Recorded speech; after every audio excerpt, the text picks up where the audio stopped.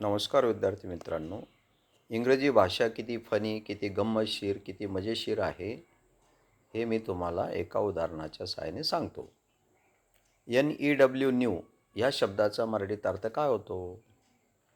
बरोबर आहे. न्यू म्हणजे नवा, नवीन. हा शब्द ॲडजेक्टिव्ह म्हणजे विशेषण आहे. NEW न्यू हा शब्द ॲडजेक्टिव्ह म्हणजे विशेषण आहे. आता आपण काय करूया, या NEW न्यू ह्या शब्दाच्या शेवटी एस अक्षर लावूया. कोणता शब्द तयार झाला?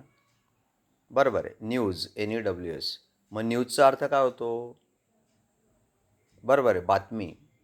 परंतु नुसता एकच अर्थ होत नाही, बातम्या असा सुद्धा अर्थ होतो. न्यूज हा शब्द एकवचनी आणि अनेकवचनी अशा पद्धतीने दोघी पद्धतीने आपण वापरू शकतो.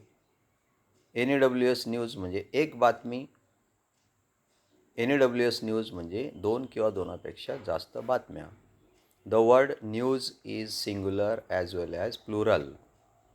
ओके. NEW न्यू हा शब्द ॲडजेक्टिव्ह आहे, मी तुम्हाला आधीच सांगितले.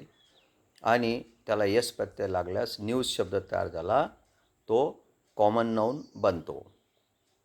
समजले?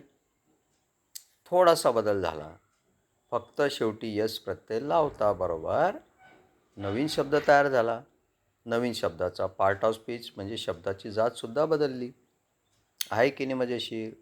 आणि पाठांतराला अतिशय सोपे आहे. फक्त यस प्रत्यय लावला की मूळ शब्दाचा पार्ट ऑफ स्पीच म्हणजे शब्दाची जात बदलते.